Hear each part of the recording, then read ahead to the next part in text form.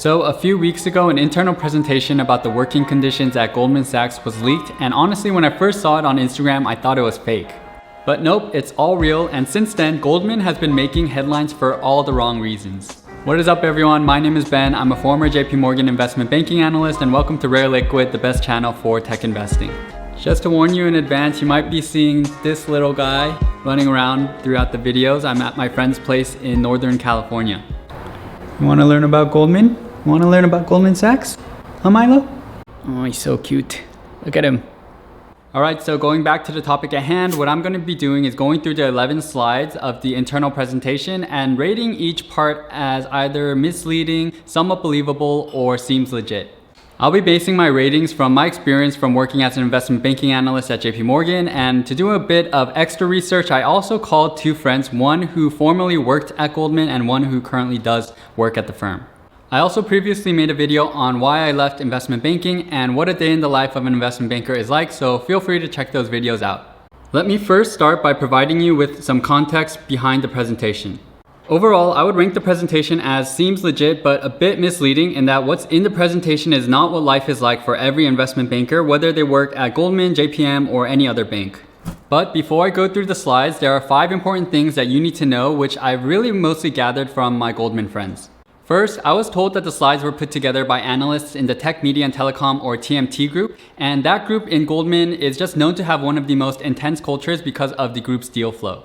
Deal flow refers to the number of transactions a group gets, and good deal flow just means that a group is constantly being selected by clients to work on transactions. Good deal flow overall is really a good thing for both the company and analysts because it means that you'll be working on more interesting projects, but it also means that you're going to be working a lot harder than, let's say, if you're working for a group that doesn't really have good deal flow, is constantly pitching to clients to win deals. Second, another important piece of context is that the market has been incredibly hot over the past 6 to 12 months. And whenever the markets are hot, as they have been for tech companies and just equities in general, it just means that there are more clients wanting to go public or do M&A deals. It just means a ton of more transaction and activity. So what this just means is that an already crazy busy Goldman TMT group is going to be even crazier because of all the hot activity happening in the market. Third, COVID-19 has resulted in less boundaries between work and home. Having spoken with several of my friends who work in banking right now, they feel like as a whole in general, they work more hours than pre-COVID just because they're always expected to be on call.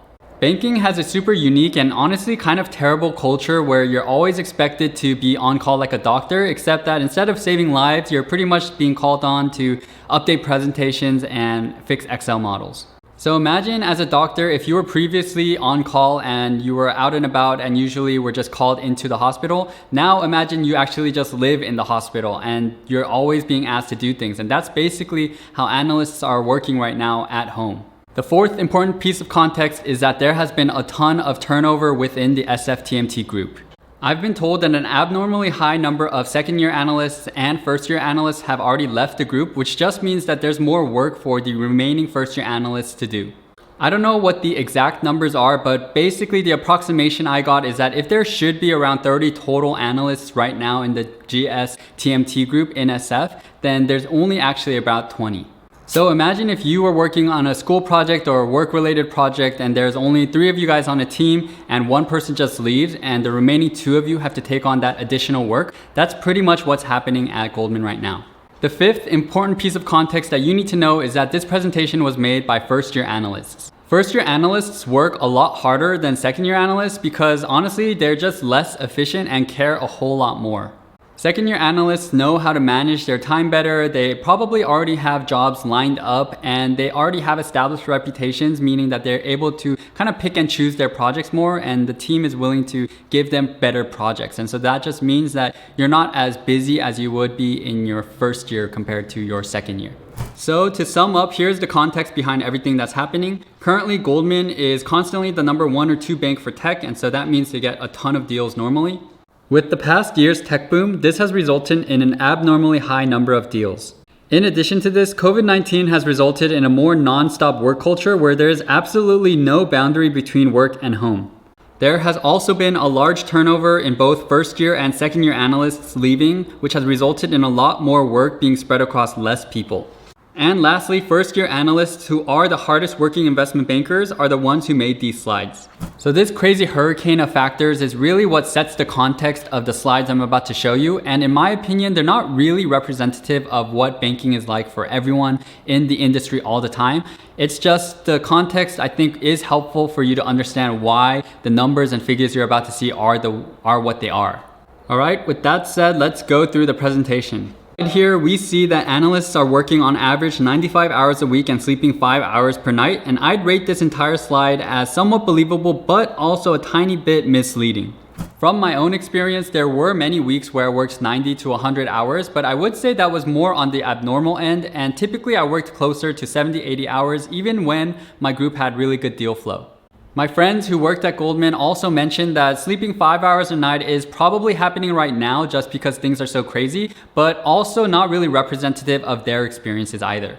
I also asked my friends what a good day, normal day, and bad day was like, and they mentioned that a good day was around 8 p.m., normal day was around 11 p.m., and bad day was around 4 a.m., which was similar to my own experience, and so that's why I think that the slide is a little bit misleading right now. I also learned from my friends that Goldman has been moving analysts from other teams to the TMT group, which I've never seen happen at JPM, and really just goes to show how crazy things probably are at Goldman right now. But to also kind of balance that perspective, I also would bet that the analysts are including hours when they're taking breaks or doing laundry, eating at home, because technically they're still on call and working. So I would assume that the numbers are just a little bit inflated.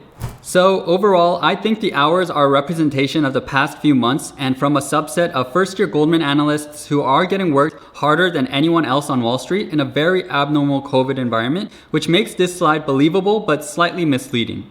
On the next slide, analysts say that if working conditions don't change, most are unlikely to stay at Goldman, and I rate this as seems legit. When everyone is getting worked hard and you're at the office, at least you can kind of commiserate with your colleagues staying up until like 2 a.m., 3 a.m., going on random 7-Eleven runs or ordering food together. But when you're just at home working all day, I can imagine that people are probably just trying to leave Goldman as quickly as they can and move on to other jobs. So I would assume that most analysts probably do want to leave, but that doesn't necessarily mean that they're going to be able to. Analysts stay in banking for 2 years because most of them want to go into the buy side, meaning private equity firms or hedge funds. And if they want to do that in their contract, it's required for them to stay for 2 years because then they're able to get a lot of repetitions with presentation building and models and just doing a lot of due diligence on companies. And those kind of buy side firms want analysts to stay within those 2 years at the firm so that they get all that training before they move on to the next job. So going back to the slide, I do think analysts who are currently stuck in their current rut all probably will want to quit in the next few months, so that's legit, but I don't think that necessarily means that they all will, even if nothing changes. This is a good segue to the next slide, which is regarding physical and mental health, and I would rate this slide as seems legit. The analysts reported huge decreases in their mental and physical health, and I'm not surprised by the numbers at all. What you just kind of have to keep in mind is that these first-year analysts at Goldman are just less than a year removed from their senior year in college when they pretty much had the best possible finance job lined up and were probably just honestly partying it up their last few months or year in college. Compare that to now when they're always glued to their screens, have to check their emails every few minutes, literally have to cancel so many plans with their friends and family and barely have any free time for themselves, can't really get much sleep. Yeah, it's really no wonder why the mental and physical health is going from an 8 or something when you're first entering the job to down to a 2 or 3. With all this said, I do think that it is a bit surprising that the average rating for everyone is so low because I do think that in general, not everyone's physical and mental health is super great during banking, but personally for me, I never felt like mine was typically below a 5 or 6. Usually it was actually in like the 7s or sometimes 8 because my group had a pretty good culture. And so I would say that this seems a little bit abnormal, probably makes sense given all the context surrounding the group at Goldman right now. For the next few slides, I'm going to be rating each pie chart individually. First, relationships with family and friends were definitely negatively impacted during my time at banking, so this totally seems legit. At work, we would always joke around that we see each other more than we saw our family, friends, boyfriends, girlfriends all combined. And there were so many times where I would just be at the park hanging out with my friends and I would get an email which meant that I had to go straight back to the office or home. And there were so many plans that I just had to cancel on friends, which, honestly wasn't great for relationships. And so this totally makes sense to me. Second, do you believe that you've been a victim of workplace abuse? I would rate this as somewhat believable. As with any work setting, there can be some really bad apples with associates, VPs, or directors who are just really power hungry or condescending. So I think it's possible that a lot of these analysts may feel like they've been abused probably by some bad coworker that they might have or someone above them. But I do think that in general, and even from speaking with my Goldman friends, they kind of agreed to this, that there isn't that much abuse in banking because HR violations are actually taken very, very seriously. Third, have you sought therapy or additional help? 75% say yes, and I rate this as seems legit. I honestly don't really think that this needs much discussion. If these analysts are seeking additional help, then I think that's actually great for their own mental health and probably something that they are doing. Next up, we have unrealistic deadlines at 100%, and this for sure seems legit.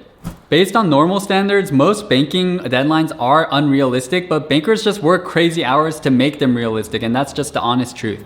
A lot of times, bosses and clients don't even really want to make your life miserable, but for example, let's say they want one slide updated that has old market data and they want to refresh it for today's, even though it's last week's. And to them, they don't know that what this really means is you have to manually move around 50 different logos of different companies, and it might take a few hours, and that's just one page of a 50-page book, right? Things like that, clients and directors don't really have a sense of how long things take. And so that's why these deadlines can just be completely unrealistic because so much work goes into these presentation materials. Second, have you been shunned or ignored in meetings? 92% say yes, and I'm going to give this as seems legit but misleading.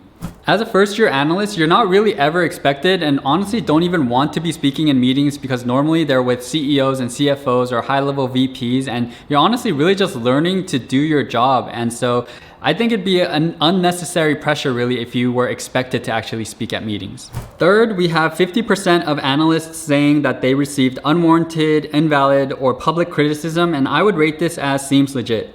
I actually think that most bankers are good team players, so it makes sense that there's a 50-50 split where probably half of the bankers are actually with good teams and don't really see a lot of this unwarranted criticism.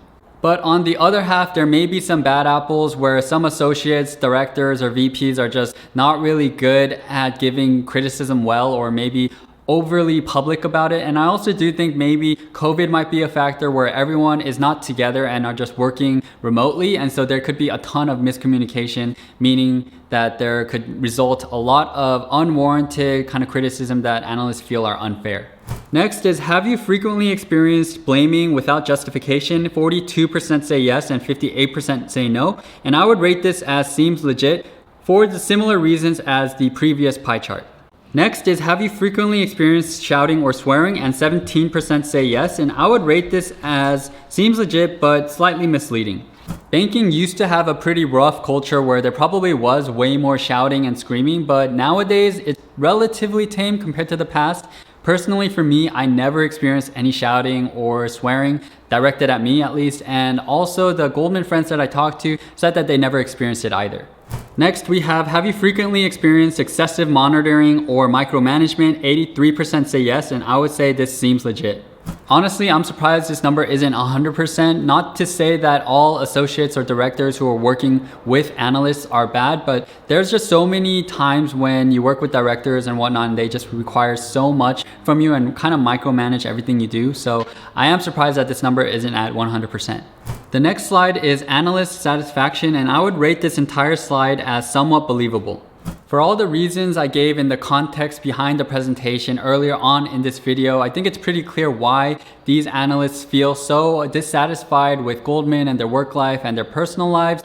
But with that said, I think it's important to note that you're still working at one of the best firms in the world. I can't imagine that if you were to ask all these analysts, hey, if you could go back in time, would you work at a no-name bank or some other kind of industry where you weren't given as great exit opportunities or good compensation? I think the vast majority of analysts still probably would want to go through the same experience to get this as just really a springboard for their entire career. It's just right now is probably like the hardest for them to even admit and say that, this has been a good experience at all. And I know this sounds like I'm probably trying to defend the firm, and honestly, I really don't care about Goldman. It's just that I've spoken with so many analysts and just bankers over the past few years, and all of them really say the same thing, which is just that it was a really tough time back then, but I'm pretty grateful for how my career has evolved over time because of that experience. And I have a feeling that a lot of these analysts are probably gonna feel the same way. For the next possible impact to GS slide, I would rate this as somewhat believable. For the first two here, the first is asking if you would recommend your team to work with Goldman, and the second is asking if you would recommend Goldman as a financial advisor. And because they work so hard and are so unhappy, I think these numbers are pretty low. But if you think about it, wouldn't you want to hire a company or team who is just going to work like a mad dog, honestly, on whatever you ask them to do and get you whatever you need to get done? Like, that probably means you would want to hire those kind of people. And so that's why I think these numbers are somewhat believable, because that's probably how the analysts feel. But years from now, I think they might think differently. In the last one here, they're asking if you would recommend GS as a place to work, and this is a pretty low at 4.2. And I think that this is also somewhat believable, just because analysts are so unhappy, and they probably would recommend going to maybe like a Morgan Stanley or JP Morgan instead of Goldman. But at the end of the day, candidates are really just going to choose whatever firm they really want to work at. The select analyst quotes I thought were personally the most interesting out of everything, and they're quotes, so I'm just gonna rate this as seems legit. The first one I thought was the craziest. This person has gone through foster care, but they argued that banking is worse. There are probably a lot of issues with anxiety because bankers are constantly required to check their emails every few minutes, and if they're always at home, they're probably nonstop working all the time, which also explains the consistent 9 a.m.s to 5 a.m.s. You can take a minute to read through these, and I'll also leave a link down below in the description where you can download the presentation if you'd like as well. For the recommendations in rectifying the situation, I'll just go through these one by one. For the first one, 80 hours per week should be considered max capacity. This probably just isn't going to happen, and it's not realistic for banking, unfortunately. CS work, or probably just presentations where you're trying to win clients, should be appropriately deprioritized versus live deal work. I think this is fair. We'll see if Goldman actually can implement this though. For the next one, client meetings requiring materials should be scheduled at least 1 week in advance of the meeting date. Probably honestly just not going to happen because banking is so fast paced. For the next one, teams should be required to meet ASAP when a meeting is set to align on content, timing, and capacity. I think this one is really fair and something that bankers should work towards. Next, for client meetings, teams should be pencils down 12 hours before the meeting. I think that this one may be something that bankers should work towards as well, but probably a little bit unrealistic. Lastly, the Friday night 9 p.m. policy and Saturday policy need to be respected. Basically, at Goldman, bankers are not expected to work after 9 p.m. Friday or all of Saturday without a pre-approved exception. And from speaking with my friends at Goldman, they said that this is generally adhered to as much as possible. And so I think this is a totally fair request. So next up, let me just close off the video with some final thoughts about the overall presentation. Just to close, I think that overall the entire presentation is very believable. I'm sure that these analysts are pretty much, compared to almost any human being in the world, just being worked harder than anyone else that they can compare to. And if you go through that kind of experience, then you probably are going to have a ton of decrease in your mental health, physical health. You're gonna not really enjoy the life you live. And so that's why this presentation came about. As a former banker who has worked the kinds of hours you do see on the slides, I do feel their pain and understand why they have the issues with mental health and physical health that they do. And honestly, I kind of feel bad for them now that I'm not in banking anymore. At the same time, it is what you kind of signed up for, not necessarily maybe working 100-hour weeks, for months on end. That seems pretty crazy to me, and I actually really hope that that's not what's happening. One last thing that may be interesting to note is that my friend at Goldman told me that there actually hasn't been much change or response from Goldman management after the internal slides have been leaked out and the press has been all over this presentation. There really has been almost no changes except like some few internal emails saying that they're going to be working on changes. Hopefully things change, but we'll see what happens. And this really wraps up the video. Thank you as always so much for watching. Hope to catch you in the next one. Thanks so much and peace out. Alright, say bye Milo. Bye bye.